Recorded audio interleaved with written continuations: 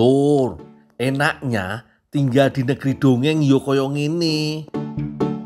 Tiap bulan ada aja yang bagi-bagi bibit buah, sayur mayur, dan beras.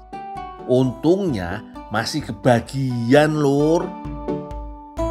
Aku mau tanam bibit padi ini duluan ah. Wah, tanamanku langsung tumbuh subur. Gak pakai nunggu lama, udah bisa panen. Sini Lur, bantuin aku panen.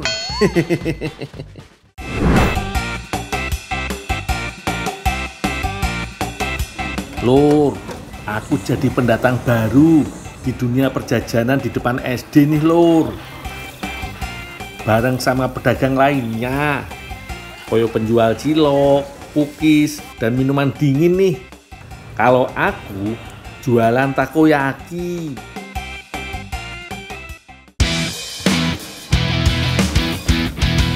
Ada sosis, ori, dan juga yang paling spesial balakutak. Semoga laris manis ya Lur.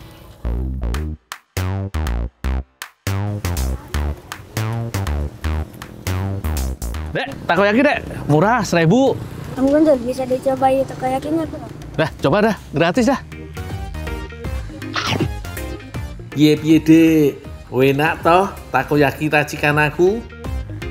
Om Guntur, ini beneran gratis.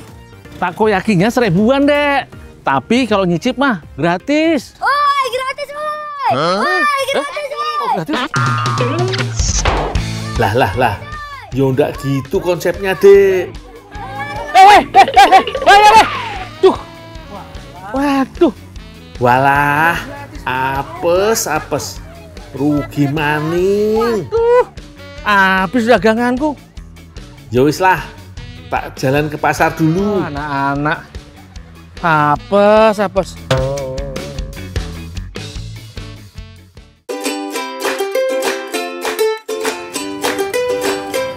Lur, iki namane Pasar Selak Bintaro. Kalau aku biasa nyari ikan di sini, Lur.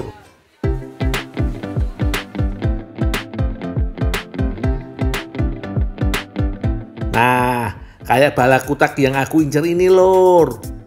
Ukurannya juga gede banget. Pasti rasanya gurih banget nih.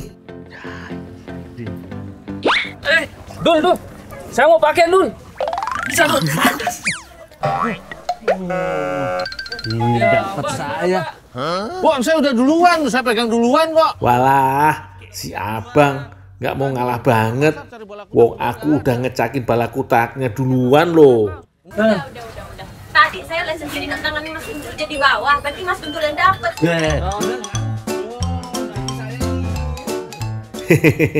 Iki namanya rezeki anak soleh Lur. Udah dibilangin aku yang duluan toh. Nggak percaya. Berapa jadi?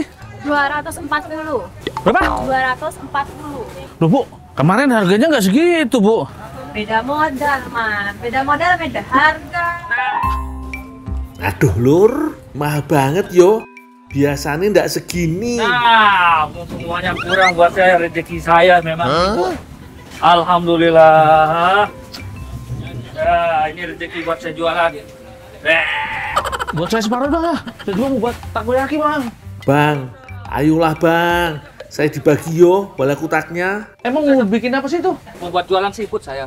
Ini dah, kamu ikut ke tempat saya jualan. Tapi nanti saya dapat separuh. Ya, nanti tidak apa-apa, tapi bayarin dulu. Ya wis lah Lur. Hitung-hitung nyari modal toh.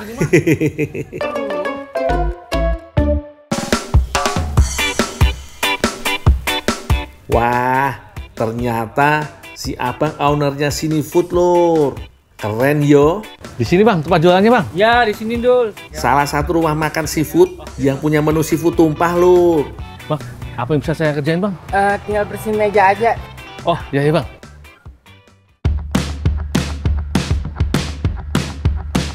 Kapan yo aku bisa buka warung koyo iki? Cita-citaku Lur, jadi juragan rumah makan. Biasane kalau jam makan siang, wih, ruame pol. Dapat tumpah dong satu. Untuk paketan berapa orang? Paketan yang untuk 2 orang aja deh. Oh, Nah, pas tuh ada Kak Sahra, pelanggan nomor uno hari ini. Bang mau pesan yang lain? Iya, lihat-lihat dulu.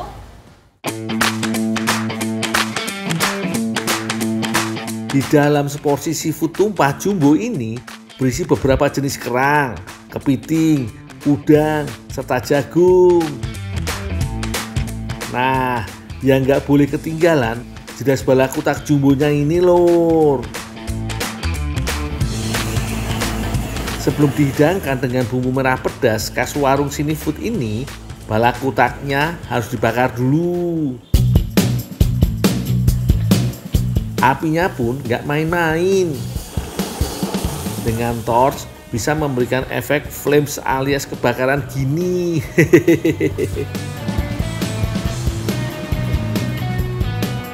Nah, hidangan sudah siap disajikan.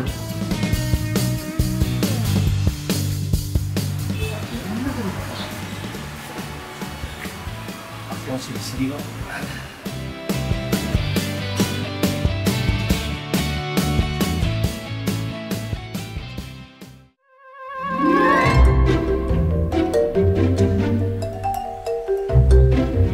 Ternyata Kak Sahra mesen seafoodnya untuk adik-adiknya lor.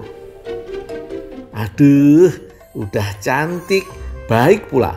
Mau traktir adik-adiknya. Salut aku. Gimana dek, enak toh? Kalau aku lihat sih, kayaknya lahap banget. Pasti Yahud yo. Dul, beneran aku mana, Dul? Udah Kak, ini udah makan adiknya? Loh, nanti siapa, Dul? Loh, kan adiknya Kakak. Walah lur, piye iki? Kok yo salah sasaran? Tak kirain emang adiknya Kak Sahra. Kakak nggak ada, aku taruh terus adiknya yang makan. Aku tunggu temanku di luar, Dul. Aduh, gimana sih, Dul? Dek. Aduh, Waduh. Dul, gimana, Dul? Dul, gimana sih, Dul? Kenapa nih, Dul?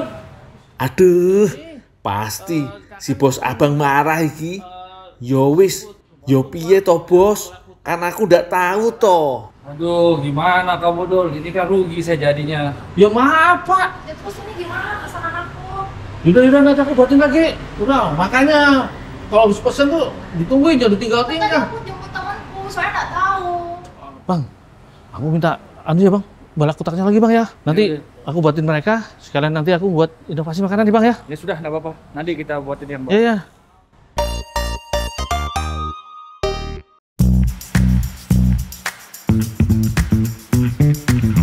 Kak, minta bantu sekalian nih Kak ya. Bumbunya ini bawang putih, cabai, sama sedikit tomat nanti itu dihancurin ya. Nah, terus ini sayurannya dipotong-potong aja. Oh. Jangan lupa terasinya juga ya. Aku tuh mau rebus nih balakutaknya dulu. Ya, Iya, Dul. tinggal dulu ya. Ini aku iris ya, Dul. Ya.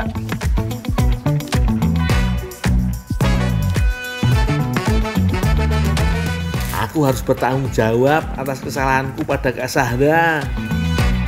Aku mau membuat masakan yang berbahan utama balakutak, yaitu somtam balakutak, makanan Thailand dengan kearifan lokal.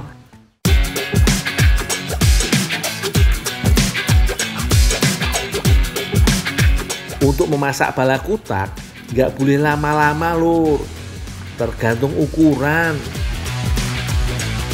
Untuk ukuran kecil ke sedang cukup 1 hingga 3 menit. Lebih dari itu, daging akan alot.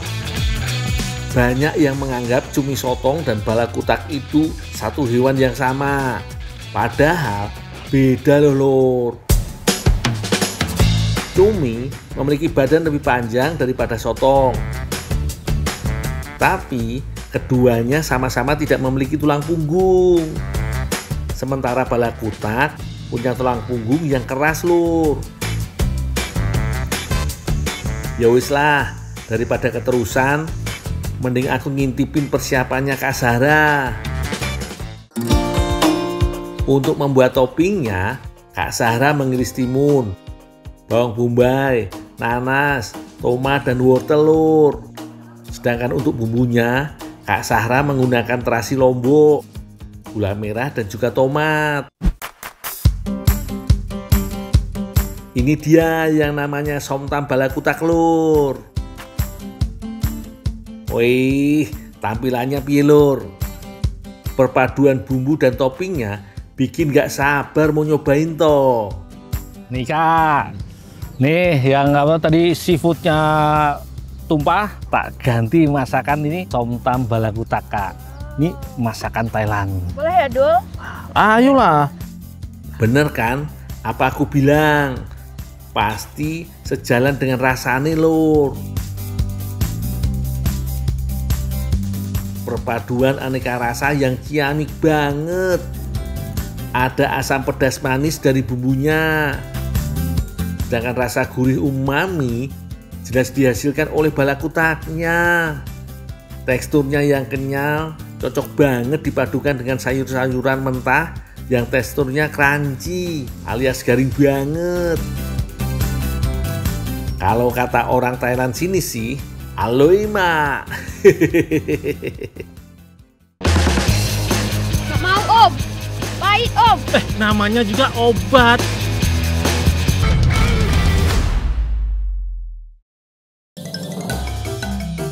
Waduh, ketemu lagi nih sama si Oyen. Kebetulan kita lagi sama-sama naik angkot udara lur. Kalau angkot koyong ini, yo begini cara turunnya. Pakai payung ae, alias terjun payung. Angin sepoi-sepoinya bikin ngantuk lur. Loh. Aku landing di mana ini yo?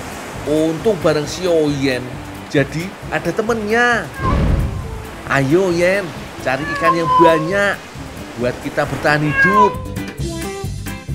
Udah banyak nih ikannya. Bawa ke pasar dulu yo. Asik. Laris manis jualan kita hari ini lur.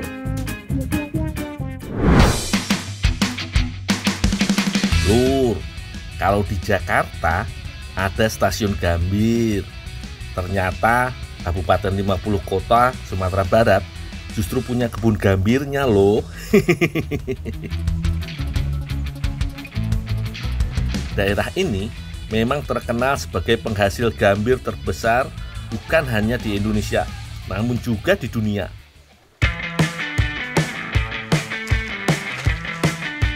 Tanaman gambir dapat tumbuh di kawasan perbukitan dengan suhu sekitar 20 hingga 40 derajat Celcius. Seperti kalian lihat, pohon gambir batangnya berkayu dan berbentuk semak. Nah, untuk menghasilkan gambir yang berkualitas, cara panennya pun tidak sembarangan lur. Harus menggunakan gunting khusus yang biasa disebut tuai. Bagi yang belum biasa, harus ekstra hati-hati ya lur. Soalnya cara kerjanya berbeda dengan gunting tanaman biasa. Selain itu, alat ini juga sangat tajam, jadi bisa mudah melukai tangan. Meski begitu, bagi yang sudah mahir menggunakannya, bisa sangat mempermudah dan mempercepat proses panen. Koyo aku ini lur, tidak perlu lama-lama, sudah dapat banyak toh. Dul, udah banyak Dul. Udah Pak, udah 1 keranjang. Ya, minta tolong bawa ke pabrik ya. Oh iya ya Pak. Panen lagi aja Pak, Ya, itu ya, udah ya. penuh itu. Ya.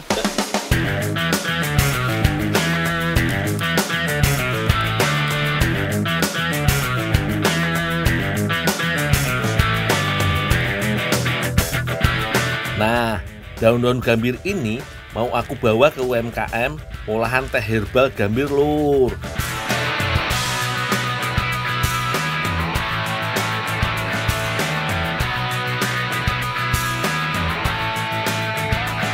Jangan heran yo kalau aku bawa sebanyak ini.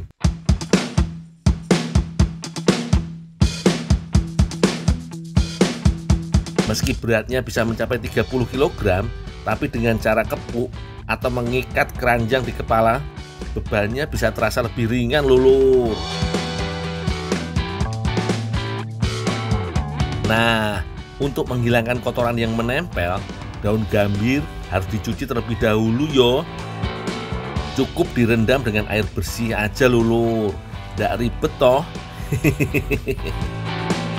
Setelah dicuci, baru daun gambir dipisahkan dari batangnya.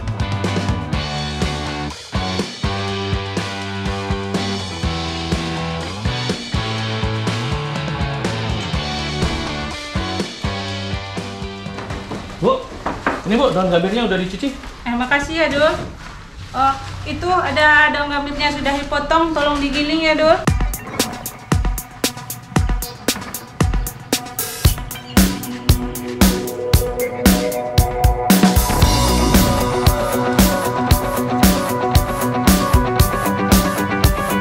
Untuk menghasilkan potongan teh herbal gambir, selanjutnya daun gambir dirajang kasar yo. Proses ini harus pelan-pelan Lur, sehingga mesin bekerja dengan baik dan hasil rajangan daun sesuai dengan kebutuhan. Soalnya kalau terlalu banyak, mesin akan macet dan potongan yang dihasilkan bisa tidak seragam. Oh iya, daun gambir yang aku petik adalah daun gambir yang masih muda Lur. Soalnya masih mengandung zat antioksidan yang tinggi dan agar lebih mudah saat proses perajangan. Di Indonesia, gambir memang lebih dikenal sebagai campuran makan sirih karena rasanya yang pahit dan getir. Namun, mungkin belum banyak yang tahu bahwa tanaman yang satu ini punya banyak kegunaan Lur. Seperti untuk bahan baku obat-obatan, bahan kosmetik, pewarna tekstil, dan tentunya olahan teh herbal seperti ini Lur. Kalau hasil rajangan sudah mencapai setengah kontainer besar begini, daun aku bawa untuk melalui proses selanjutnya, yaitu pengendapan atau fermentasi.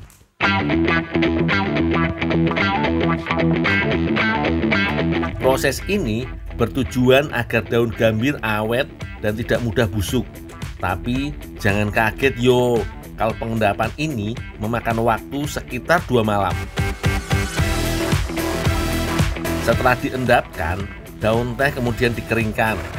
Pada musim kemarau, biasanya daun dijemur secara alami di bawah sinar matahari. Namun jika sudah memasuki musim hujan, daun dikeringkan menggunakan oven selama 20 jam.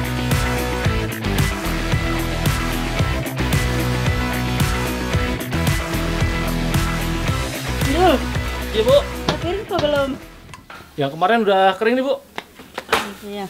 Udah ya, tinggalin aja ya. Ini buat ololin dulu ya. Wah, asik Lur. Habis capek kerja, dikasih buah tangan teh gambirnya. Lumayan buat temen nyemil sore toh.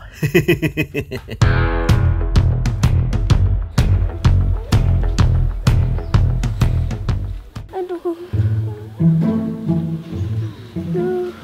Wah Lur, itu kan si Farsah, cah lanang dari desa Jorong Telang iki. Kok kayaknya lagi nangis gitu? Ono opo yo? Sik, biar tak liatin. Aduh. Sakit. Dek, kenapa Dek? Perut Om. Lah, sakit perut? Om. Habis makan apa Dek? Bakso tadi Om. Ah, itu sih. Kamu makan bakso sendirian. Coba kalau kasih Om, pasti kamu gak sakit perut. Sambelnya banyak tadi. Iya Om. Wah, itu Om seneng banget itu. Nih teh daun gambir. Ini bisa buat obat sakit perut, obat diare. Om buatin dulu ya. Ya. Buat obat ya. Aduh. Sakit. Nih, minum dikit. Nggak mau Om. Pahit Om. Namanya juga obat. Ayo toh minum toh. Ayo toh. Nggak mau Om. Ibu. Tuh, perutmu sakit kan? Iya Om. Waduh Lur, piye iki? Kok yo makin kenceng nangisnya? Ayo. Ibu. Kenapa kamu nak? Ayo toh, yuk. Mau sama Makan anak cendol. Walah, ada ibunya Farsah lagi. Leh, wis toh Leh, ojo nangis wae. Waduh, piye iki? Beneran ini, daun teh apa teh gambir? Lah emang anaknya sakit perut dulu, saya kasih obat. Kok ibu marah-marah? Ya, Dul. Apes tenan lur, niat aku mau bantuin, malah aku yang dimarahin. Padahal teh gambir ini bagus banget loh lur, manfaatnya untuk meredakan sakit perut. Ayo tole, diminum dulu. Dia nggak mau, Dul. Ayo toh. Dia nggak mau. Ya, diminum. Jangan dipakai. Ini ada apa, Dul? Ini loh, si Ade ini sakit perut tadi dia, banyak sambal. Saya kasih teh gambir, nggak mau. Lah, kok dikasih teh gambir itu kan pahit. Iya, tapi biar sakit perutnya reda. Nggak mau, Dul. Daripada itu, mending saya bikinin makanan aja. Bikin makanan, Iya, tapi dari gambir. dari teh gambir. Iya. Boleh tuh, biar biar si Ade doyan. Ya udah, ayo bantuin. Ya, duluan nanti antar. Uni, ini teh gambirnya udah siap. Oh iya, makasih ya, Dul. Ada yang bisa dibantu lagi? Tolong siapin tungkunya aja, Dul. Oh, bikin apa itu, Bu? Iya. Oh ya.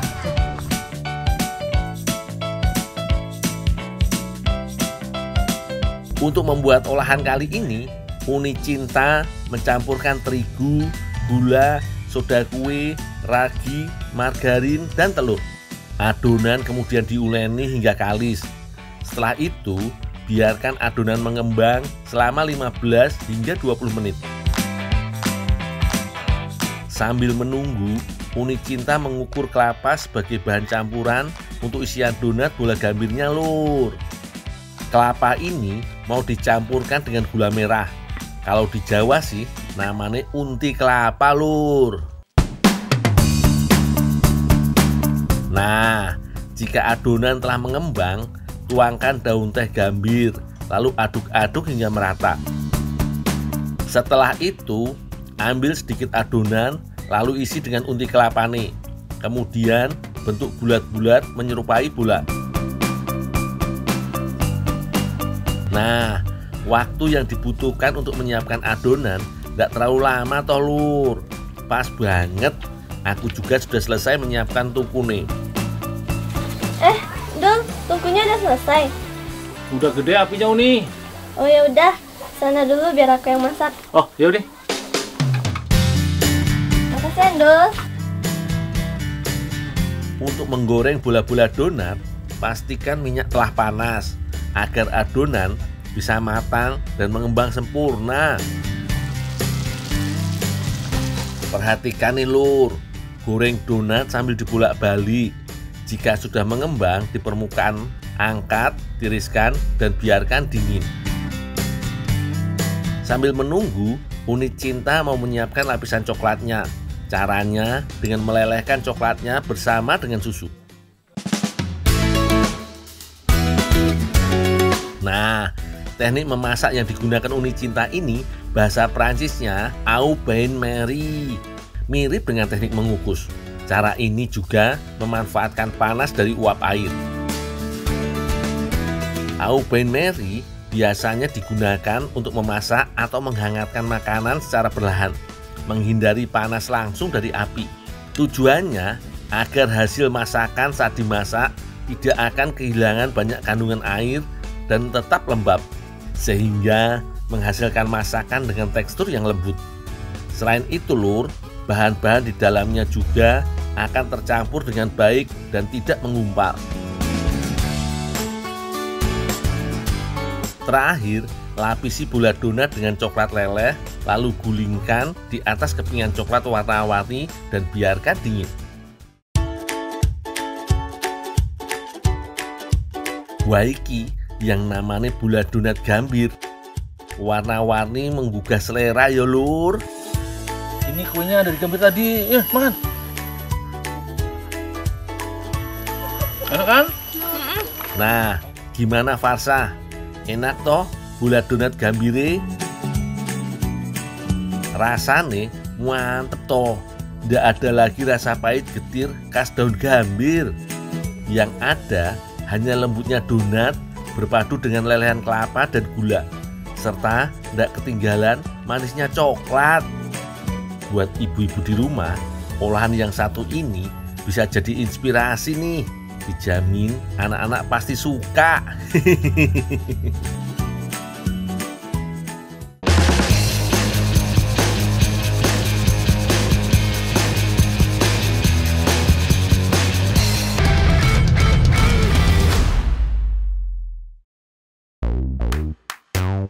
Wah, si Oyen udah jadi bos nih. Kebetulan nih, aku mau pinjem 100 dulu ah. Siapa tahu dikasih. Ayo dong Yen, bagilah 100 doang. Setelah tak rayu-rayu, akhirnya cair juga lur. Aku dandan dulu ah, biar makin ganteng.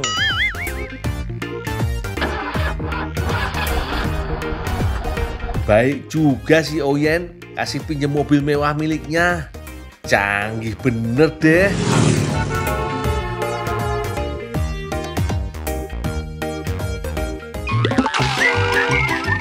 Wah, apes tenan aku.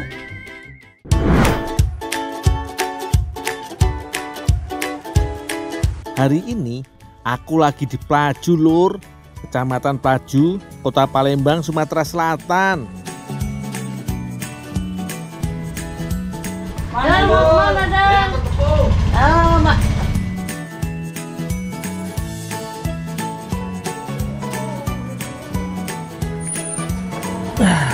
Kamu nih ya Dul, dari mana? Iya, aduh. Ini tempatku kerja hari ini, tempat pembuatan mie lur. Daripada cepet-cepet, terus tumpah di jalan. Sabar toh Pak, 2 karung juga lumayan berat.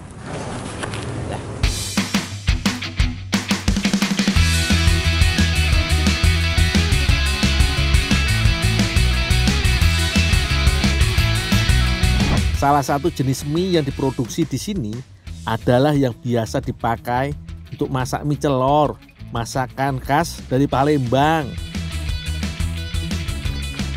Tepung sudah masuk, sekarang tinggal kusiapkan bahan campurannya, yaitu telur ayam dan air.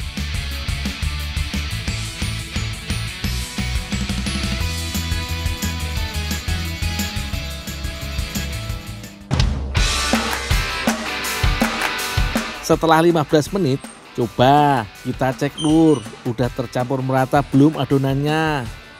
Wah, udah pas iki.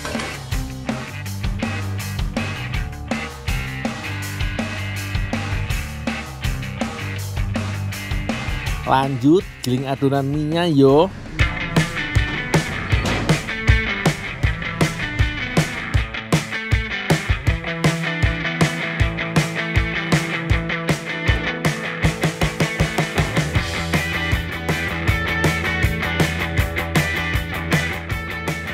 Mie untuk mie celor khas Palembang beda dengan biasa lur. Ukuran mie-nya lebih besar, teksturnya juga padat dan kenyal lur.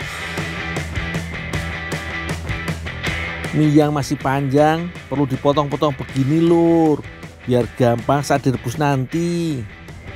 Dul, udah tinggal aja. Ini belum dipotong Bang Cik? Biar kata aja yang nerusin. Ini buat kamu. Oh iya Bang. Iya, makasih Bang Cik ya. Ya, sama-sama.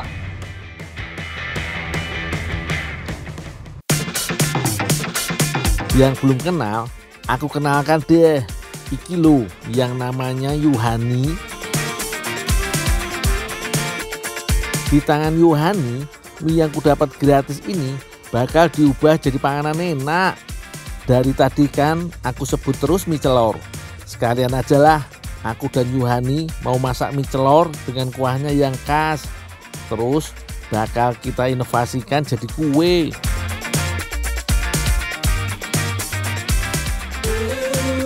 Yuhani sudah mulai bikin santan tuh. Yang khas dari mie celor tentu saja kuah santannya lur. Urusan bumbu biar aku yang tangani yuk.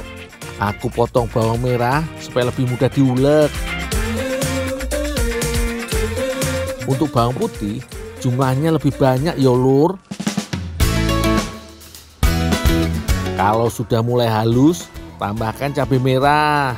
Makanan pedas memang selera aku lur. Santan sudah jadi, bumbu pun sudah halus. Biar aku lagi yang lanjut bikin kuahnya.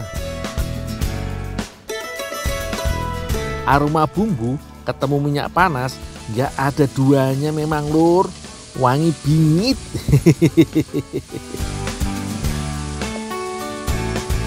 Tambahkan lada putih secukupnya yo. Kalau sudah mateng, baru tuang airnya. Oh iyo, kuah mie celor biasa pakai kepala udang sebagai kaldunya lur. Masak sampai mendidih yo. Terakhir tinggal tuang santan.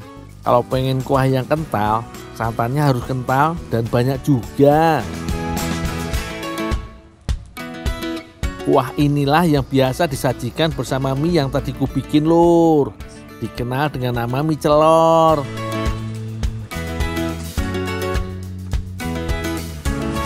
Yuk, nih kaldunya udah jadi yuk. Udah jadi, makasih Andul. Ada yang bisa bantu lagi nggak yuk? Enggak, itu aja. Tidak, tinggal yuk ya. Iya, makasih Andul. Nah, sekarang waktunya berinovasi. Kuah yang udah jadi mau lanjut diolah jadi kuah gandus, kue khas Palembang. Saring kuah dulu yo, supaya kepala udangnya nggak ikut terbawa. Bisa dibilang kuah mie celor ini sebagai gantinya air lur. Kue gandus iku dibuat dari tepung beras, jadi tinggal rebus tepung beras dalam kuah mie celor. Nah, iki uniknya kue gandus inovasiku dan Yuhani. Kita tambahkan mie. Namanya juga inovasi lur, boleh-boleh aja toh. Udah cukup kalis nih. Sekarang tinggal masukkan ke cetakan. Kue gandus memang sejenis kue talam lur. Setelah ini juga harus dikukus.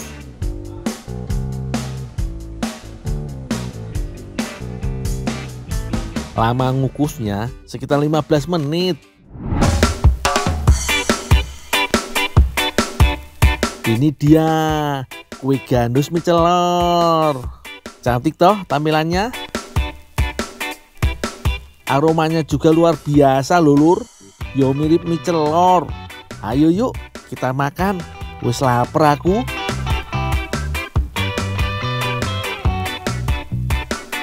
Rasanya gurih. Aroma udangnya pun masih terasa lur. Kalau diinovasi begini kan, makan mie celor jadi gak membosankan. Mie celor dalam bentuk kue gitu loh. Enak pol.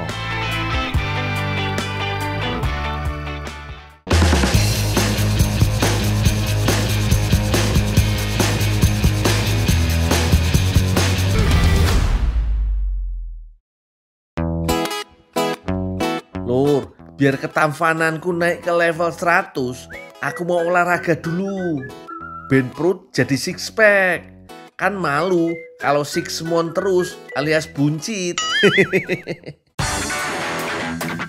Wah, di sini banyak superhero-nya lur. Jangan-jangan mereka latihan di sini tiap hari yo. Aku jadi tambah semangat iki. Aku juga harus unjuk gigi nih biar gak kalah. Aku mau latihan angkat berat aja pakai barbel yang ini. Abot.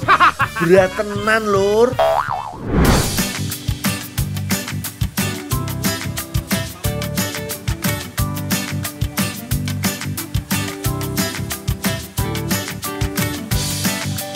Dul, Ya teh. keponakanku kan ulang tahun. Mau cari kado dong. Aduh apaan?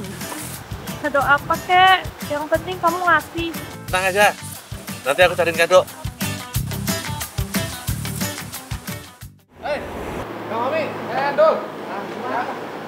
Kang, punya lilin ulang tahun nggak Kang? Ada banyak. Lilin mainan anak-anak buat tadi ulang tahun Kang. Oh gampang itu mah, bantu intannya saja dulu. Oh iya. Oke Kang, pokoknya siap kalau urusan angkut-mengangkut. Jangan salah yo, tepung tapioka yang aku angkut bukan untuk masakan. Yang ini mau dijadikan lilin malam. Itu loh, mainan anak-anak kecil yang bentuknya liar dan warna-warni.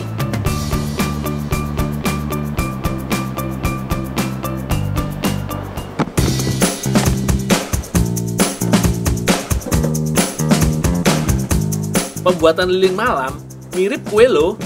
Harus dibuat adonan dulu. Semua bahannya dimasukkan dalam mesin pengaduk. Ada parafin yang sudah dicairkan, tapioka, pewarna plastik, dan vaselin.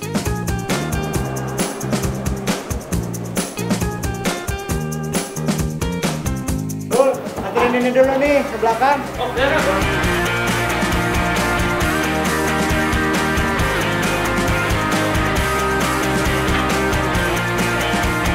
Komposisinya harus pas yo.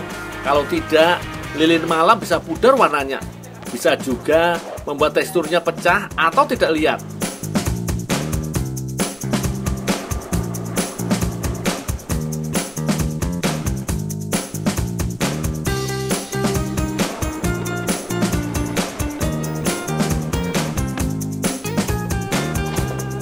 Selanjutnya, adonan dicetak dalam wadah dan dipotong sesuai ukuran.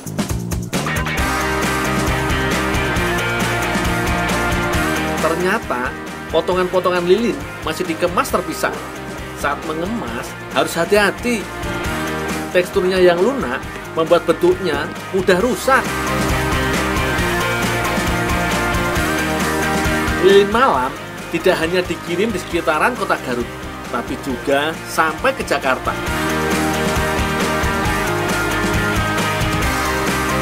Dul, sini Dul. Ini ada lilin, juga isi kado buat hadiah. Oh, ini buat saya, Kang? Ya. Makasih ya, Kang ya. Teh Yayu dapat jatah menyiapkan kue ulang tahunnya. Katanya sih spesial, bahannya dari singkong. Wah, murah meriah dan kreatif nih. Singkong diparut dan diperas. Nah, kalau kadar airnya berkurang, hasil kuenya tidak lembek. Singkong termasuk bahan makanan yang paling sering dimanfaatkan ya. Bisa diolah jadi apa saja. Mulai dari digoreng, dikukus, sampai diolah jadi aneka kue tradisional. Selanjutnya, telur, gula pasir, dan pengembang dikocok sampai berwarna putih. Sambil ditambah terigu dan minyak goreng untuk membantu melembutkan adonan ya. Supaya hasilnya cantik, adonan diwarnai dulu ya. Kalau warnanya sudah rata, adonan bisa langsung dituang ke loyak.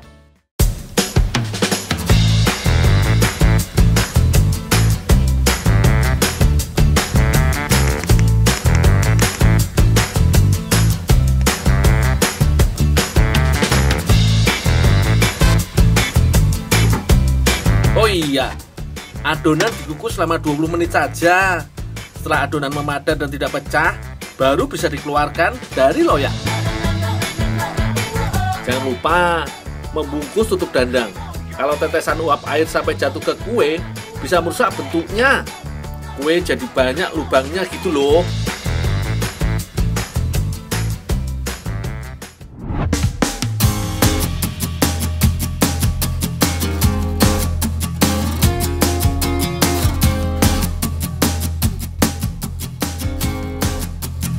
Biar makin menarik, ditambah aneka hiasan dari tumbukan singkong yang sudah diwarnai dan direbus.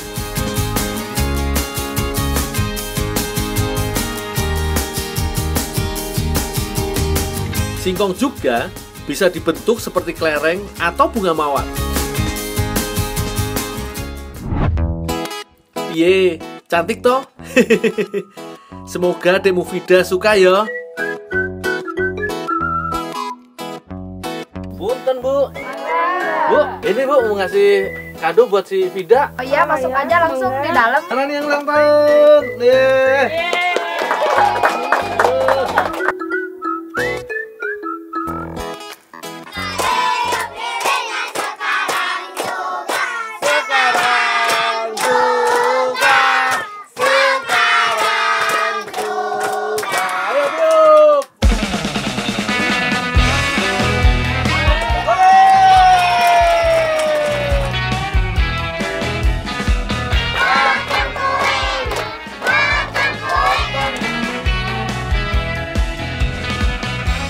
Ternyata enak ya, kue ulang tahun dari singkong.